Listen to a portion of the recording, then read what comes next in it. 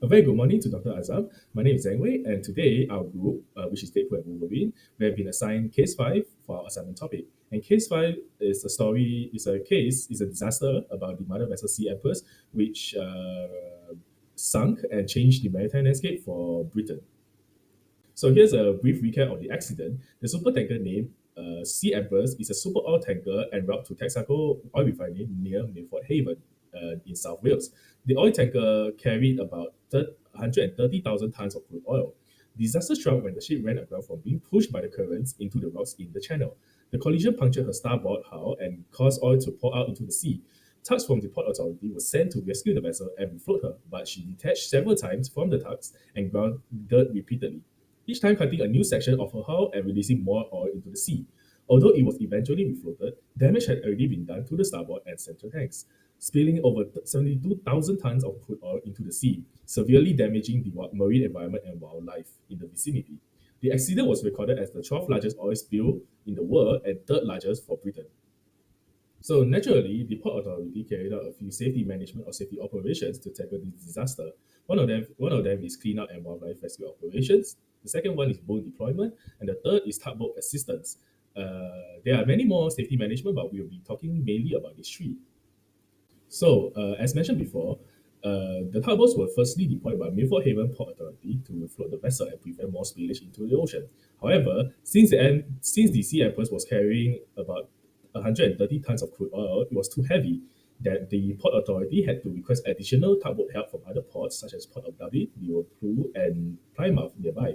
The ultimate goal was to refloat her and resume its voyage via tugboat into the Milford Haven port. However, bad weather and strong tides made it very complicated as the Sea Empress kept sinking and floating. Next, another safety measure carried out by the Port Authority were these boom deployment. These containment booms were deployed around the vessel and in a fixed perimeter to limit the spread of oil to more sensitive areas. This is to prevent the oil to reach these crucial and sensitive coastal areas and further damaging the environment and marine life.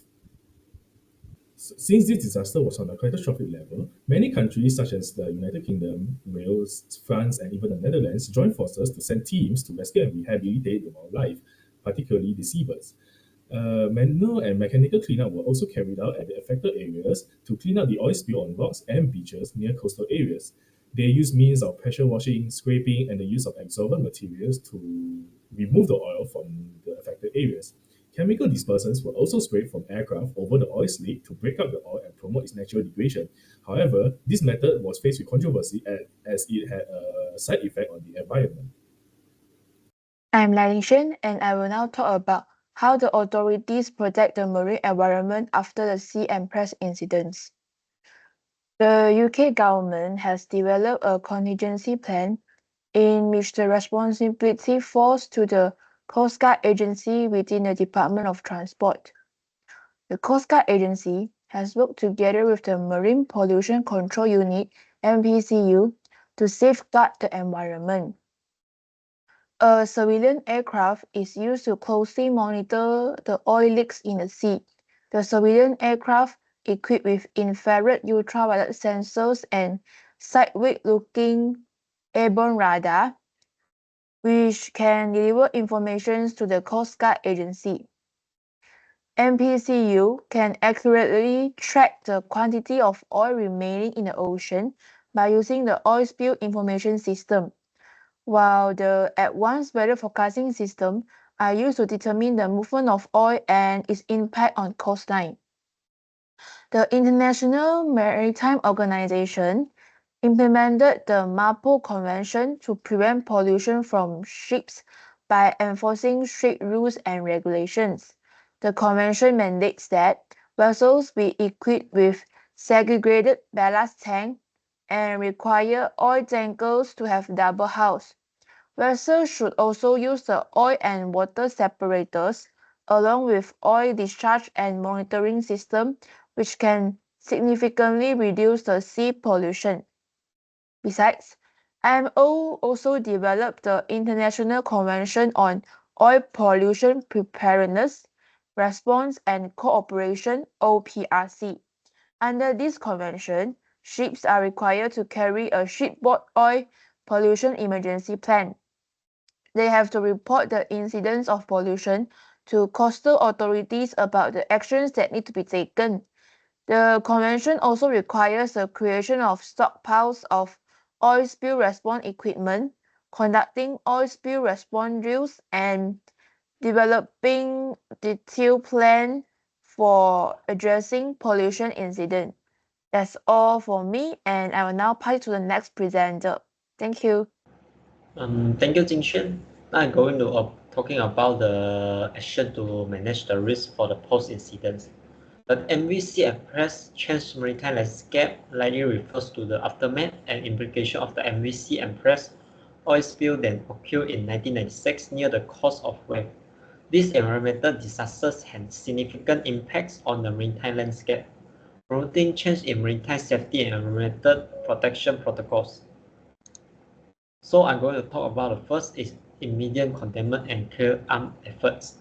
The rapid response, like for the emergency teams, will mobilize to contain the oil spill and minimize its spread.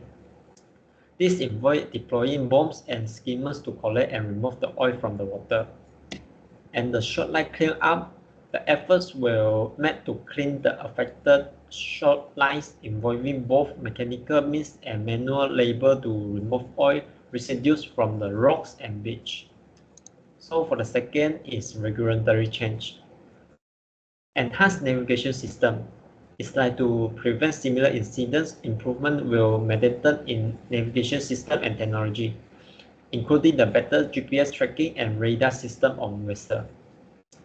And the stricter pilotage regulation. The regulation will tightening regarding the use of pilots on board ship navigating through sensitive or congested waterways. This aims to reduce the risk of crowding on collisions caused by the human error. And the last to manage the risk is training and preparedness. So the crew training increased emphasis was placed on training ship crews in emergency response and handling hazardous materials. The regular drills become mandatory to ensure crews were prepared for oil spill scenarios. And the local authorities, the local maritime and environmental authorities were given more resources and training to improve their readiness and response capabilities for maritime disasters. So today I will outline the recommendation from the perspective of the port authority, shipping companies, and the government entities in order to prevent the maritime accidents similar to the Sea Empress oil disaster. The port authority can invest in the autonomous response system, which is by developing the autonomous oil spill response drone with the advanced oil spill detection sensor and the response tools. So these drones will facilitate the rapid automated detection and the contaminant of the oil spills, which significantly minimize the environmental damage and reducing the response time. Also, they can utilize the robotic system for the underwater inspection, which can enhance the ability to detect the potential issue in the port infrastructure and the vessel earlier. So this robot will provide the real-time data on the structural integrity and support the timely maintenance and the emergency responses. The shipping company can invest in the fuel management system that monitor and optimize the fuel usage, track potential leaks, and ensure the regulatory compliance. So this system will help to prevent the fuel spills and ensure the operational efficiency and also enhance the onboard safety. So also we integrate advanced leak detection technology by deploy the advanced sensor and automated system to continuously monitor the fuel and cargo system. So this technology allow for the early detection of the potential leak, which enable for the immediate response to prevent the major spills. Government can focus on the maritime safety legalization by the enforcing and develop the maritime safety legalization that include the strict requirements for the emergency towing vessel, oil spill response plans, and also the regular safety audits. So this legalization ensure the adherence to the high safety standard and prepare all the stakeholder for the emergency. Also, we collaboration with the international parties by engaging in the global maritime safety legalization to establish in order to promote the global safety standards. So, collaboration with the international organization and nation will enhance the vessel safety, emergency response, and the pollution prevention. Also, the agreement with the cross-border safety arrangement with the neighboring country to coordinate the maritime safety effort is one of the elements to reduce the accidents. So, joint training exercise, mutual support arrangement, and best practices sharing will strengthen the collective responses capabilities. So by adopting these advanced and innovative strategies, they can significantly improve the maritime safety and protect the maritime operation and also the environment. So that's all from our group. Thank you.